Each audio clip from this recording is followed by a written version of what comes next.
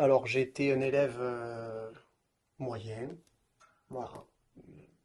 Avec toujours, heureusement qu'il y avait la musique qui était enseignée à l'école, avec donc des vraies dispositions, une vraie appétence pour la musique, mais voilà, toujours quelques points au-dessus de la moyenne, ou sinon strictement la moyenne, ou légèrement en dessous, mais voilà, assez pour qu'on me dise, tu peux mieux faire, hein. Et alors, mon parcours, bah ouais, maternelle, primaire, tout ça à Clermont-Lérault, le collège de Clermont-Lérault aussi, et donc le choix ensuite, comme je l'ai expliqué, voilà, de pouvoir faire une filière professionnelle ou pas.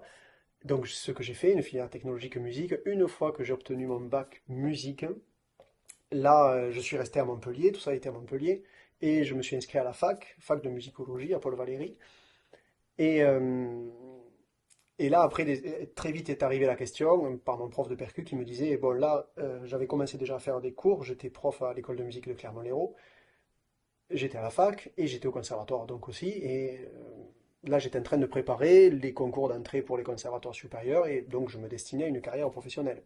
Et mon prof m'avait dit, là il y a trop de choses. Là, il y a trop de choses, il faut que tu t'enlèves au moins une de ces trois choses-là pour pouvoir te consacrer pleinement au truc.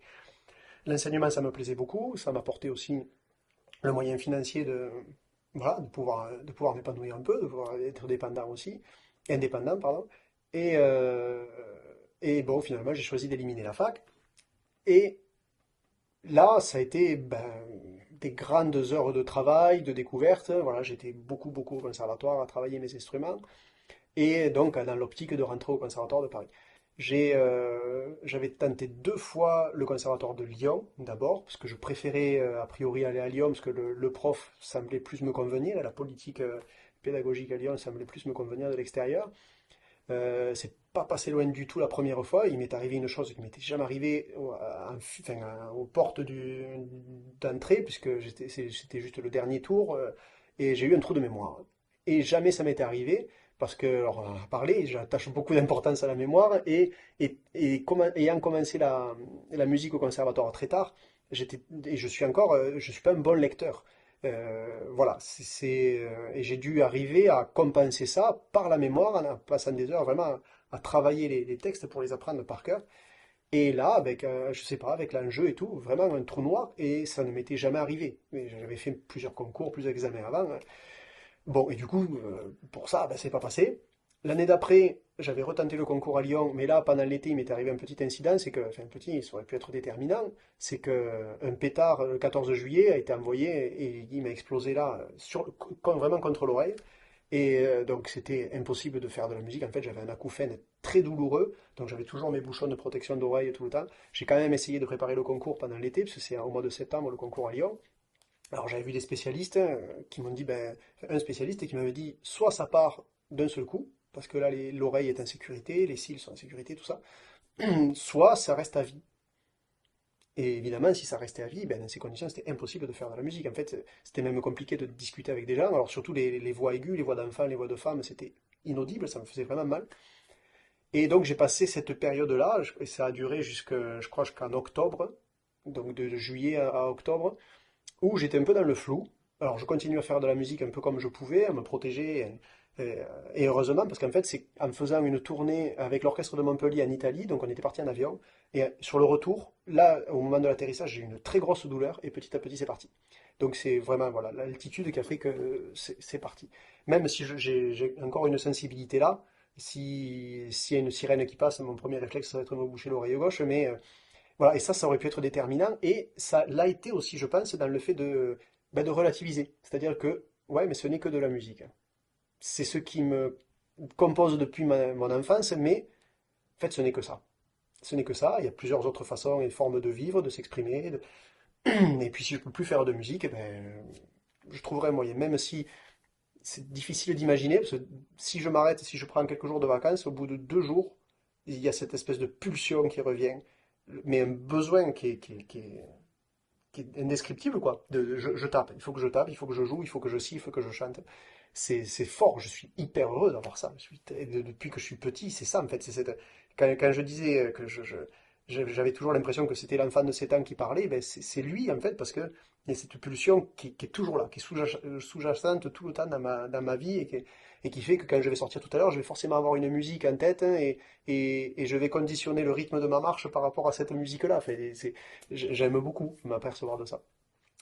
Et donc, hormis cet incident, ensuite, donc là j'ai échoué dès le premier tour à Lyon, donc je n'avais pas suffisamment travaillé mon programme de toute façon. Et là, ben, j'ai fait le concours pour entrer au Conservatoire de Paris et j'y suis arrivé. Voilà. Même si un an avant, j'avais préparé le concours, mais je n'y étais pas allé, comme je l'ai évoqué, voilà, j'avais trop travaillé, trop de choses, trop de cours à côté, tout ça, et voilà, j'étais physiquement, c'était plus possible. Et ensuite, donc, j'ai fait le concours pour le Conservatoire supérieur de Paris. Je suis rentré. Ce qui a joué aussi beaucoup là-dedans, puisqu'on est tous des êtres d'affect, c'est que j'ai rencontré ma compagne, avec qui j'ai partagé ma vie pendant 13 ans, presque 14, et qu'à ce moment-là, ben, voilà, on était au début de notre relation. Elle habitait à Paris, en région parisienne, et j'avais un intérêt autre que mes études musicales d'aller aussi vivre à Paris et de passer plus de temps avec elle. Donc ça a été quelque chose ouais, déterminant aussi.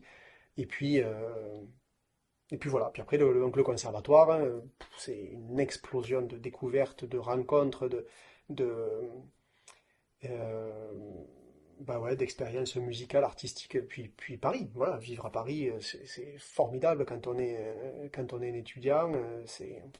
J'ai d'excellents souvenirs, quoi. Même si je savais dès le début que je ne pourrais pas y passer ma vie, pour des questions de densité humaine.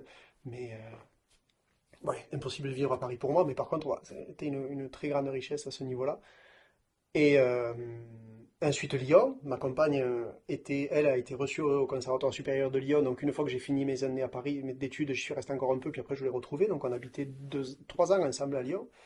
Et donc là voilà, mes études étaient terminées, mais j'ai été prof aussi au Conservatoire de Vienne, dans l'Isère, qui était proche de Lyon, pendant 2 ou 3 ans, je me rappelle plus. Et voilà, puis après, le retour vers l'Hérault, un peu plus tard. Donc, tu as fini ton conservatoire à Paris. Ouais.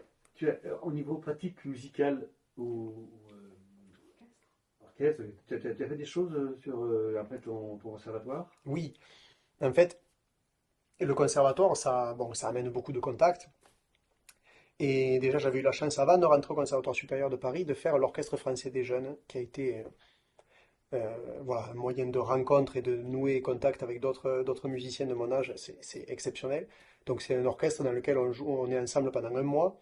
On fait 2 semaines de répétition et de résidence. Là, en l'occurrence, on était à Dijon, à l'auditorium de Dijon. Et ensuite, on fait une tournée. On est allé ce coup-là en Allemagne et puis surtout en France, je crois. Allemagne et France, on avait fait cette année-là.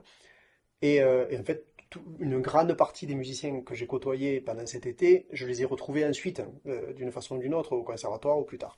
Et donc, le conservatoire, ça m'a apporté donc des rencontres déjà individuelles, mais aussi, puisque ça me plaisait beaucoup, l'accès aux orchestres.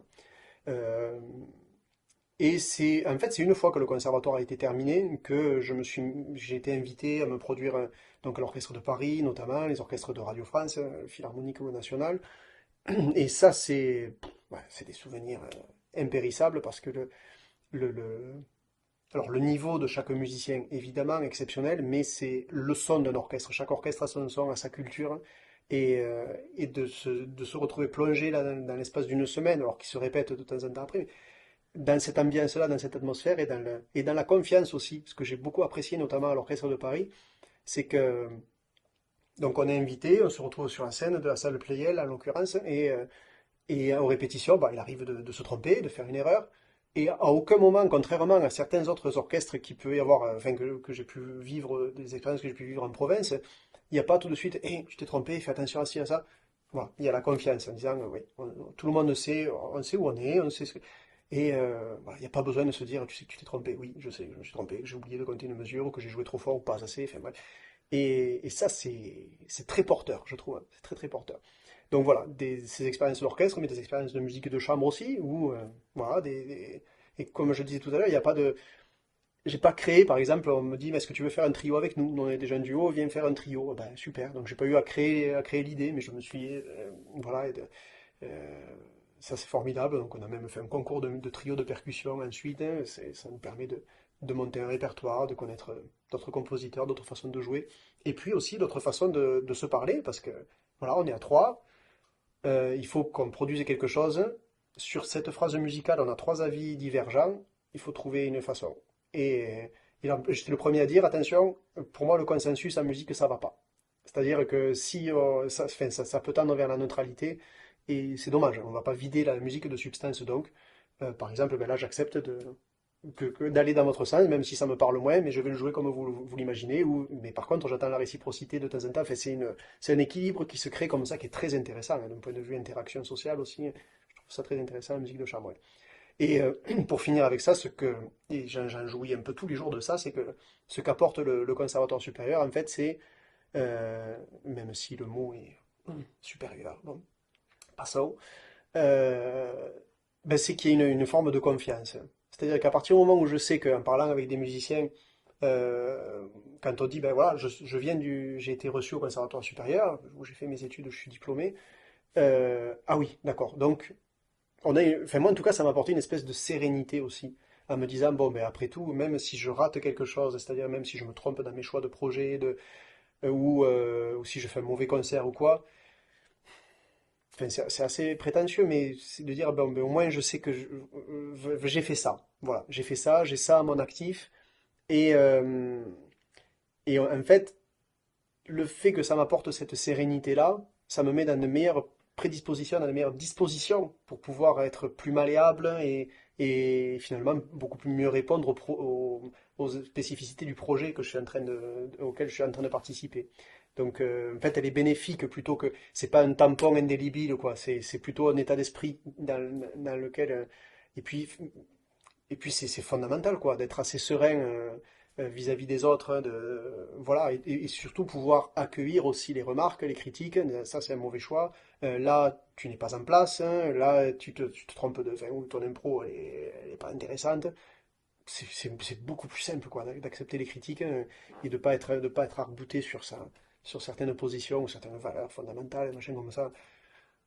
Ouvrons. Et puis, de toute façon, c'est le musicien qui est remis en cause, c'est pas l'individu. C'est ce que j'essaye aussi de faire comprendre à mes élèves. Voilà. Là, tu peux avoir fait ton morceau en accélérant ou en ralentissant, peu importe, mais c'est ta façon de faire de la musique là qui en a souffert. Mais c'est pas toi, c'est pas ton être. Et comme à l'école, quand on dit tu as 2 sur 20 à la dictée, mais c'est pas toi qui vaut 2 sur 20, ce sont les fautes que tu as faites qui le valent.